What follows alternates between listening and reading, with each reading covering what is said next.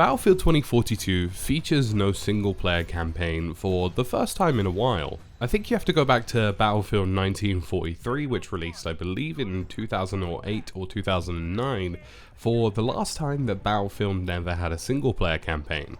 Now, as many of you know, I was at a preview event for Battlefield 2042, and I've actually learned a lot about the efforts that go into single player, even before that event, talking about Battlefield 1 and Battlefield 5, and speaking to developers about just how time consuming it can be, and just how difficult it can be to nail a good single player experience. So in this video today, we're going to be talking about why Battlefield 2042 doesn't have a single player, and what they hope to achieve by taking the single player away. And more importantly, why this decision was made, and what will be the outcome.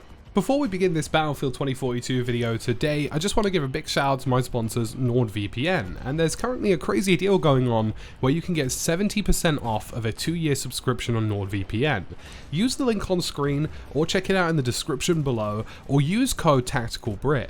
If you're like me and internet privacy is important to you, then NordVPN is the perfect solution. It's available across all of your devices, be that PC, iOS, Android, or even your TV Android operating device. With NordVPN, you get a whole host of privacy protection, alongside being able to hop to a number of regions at excessively fast speeds. So whether you're sailing to a different continent to access some content that's not available in your region, I use American Netflix quite frequently, or if you're somebody who likes to activate their games early by switching their time zone to Japan, then NordVPN is really perfect for you. Not only have they sponsored this video today, but they're also the VPN provider that I use at my home, on my Android TV, on my Android phone, and on my desktop. So I'm happy to have them with you today. So please check it out in the description below, or in the link below. Again, 70% off of a 2-year deal is pretty crazy. So to start with, Battlefield 2042 of course has no single player, but it does have one of the largest multiplayers I think we've ever seen. We're talking 7 pretty massive maps in the grand scheme of things, with one of them clocking in at 5.9 kilometers squared, which is absolutely huge, and you have to bear in mind that all of these maps require details, and all of these maps require focus and attention around capture points in order to make them an enjoyable, playable first-person shooter environment. You can't just, slap a map into the middle of nowhere and leave parts of it untouched. Every single region of these maps is going to have polish in order for it to be a good experience. Even on a map as large as the 5.9 kilometers square one, you need different areas that serve different functions, vehicle pathways, you need objectives that are interesting and offer fun first-person shooter-based experiences, and that's a lot of work to put in. We're not talking, a GTA 5 style map, because that's absolutely massive, but we're talking about a very large, almost Battle Royale scale map that requires attention to detail at every single corner. And you also have to bear in mind that these maps are being designed for Breakthrough and Conquest is actually split into sectors now. So you no longer have just the A flag, there's A1, A2, and A3, or B1 and B2, or C1, C2, C3, and possibly even C4. On top of that, we've got Hazard Zone, and also this mode that Dice LA has been working on for quite some time, so it could shape up to be a very well-rounded and very large multiplayer experience. And to get the first kind of question out the way, yes, I do believe the amount of time spent developing on all of this absolutely warrants not having a single player. Let's talk about why single player ended up being excluded. For starters, it's something people have been asking for a long time, especially on the multiplayer side of things. You do get the sense that Battlefield sort of releases these half-decent single-player campaigns. Sometimes they're okay, sometimes they're pretty bad, and they end up spending a lot of budget and a lot of development time actually getting these things to function. Even in Battlefield 5, for example, there was just a lot of time that had to be committed to building up war stories, and even then, they didn't even have all of them finished at launch. To give you a rough idea, developing a single player can actually take anywhere between sort of 50 to 70% of your budget in some scenarios if you're a large first-person shooter. Now of course, within that 50 to 70%, you are building assets that will be used in multiplayer. For example, a lot of the Battlefield 1 war stories had Battlefield multiplayer maps. But in terms of the functionality, it's actually a lot of development time, because you're creating a map that's going to function in multiplayer and single player, but you're having to rework it and adapt it in the single player environment to work in an entirely different way from a multiplayer environment.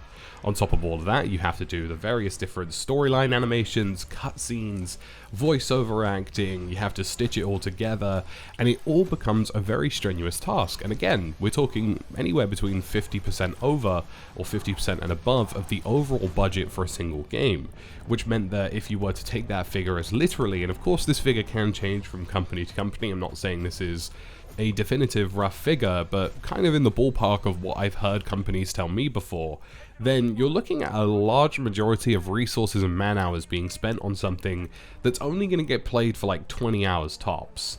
And if you put that into perspective, this is why the single player campaign for Battlefield 2042 was cut. To start with, single player would have taken up the majority of the budget and probably would have meant that they had to spend a large amount of money and time creating a campaign on top of trying to cobble together a multiplayer experience. And this time around, with multiplayer being the focus, you can clearly tell that design, detail, efforts and focus have been put in the right places, and that this is going to be a very large and very intuitive experience. The next major thing you have to think about is how many people actually complete campaigns. Modern Warfare 2019 is arguably one of the most modern, successful campaigns, and many people spoke of some of the missions that they had on those campaigns because they were just downright graphically, visually and campaign-wise impressive. But on PC, only 19% of the player base actually completed the campaign, which isn't really a massive number. Now of course many people would have tried the campaign, many people, even a large majority of people even, would have at least tried the campaign at some point or another. But the fact that only 19% of people actually played the campaign is pretty miraculous if you think about it, bearing in mind how much that probably cost them to make, how much time it probably took them. It's really not enough to justify only 19% of players actually finishing the campaign. Bear in mind, Modern Warfare 2 back in the day actually cost over $200 million to produce, and that had one of the most successful single-player campaigns of any video game, and arguably was at a time when FPS campaigns were quite popular. So Modern Warfare 2019 wouldn't surprise me if it was at a similar price bracket, but to have only 19% of players finish it, it kind of kicks you in the teeth a little bit if you've worked on that development, because it doesn't feel as though a large majority of people are actually utilizing it. The other two major reasons I feel Battlefield 2042 doesn't have a single-player campaign are two relatively simple ones.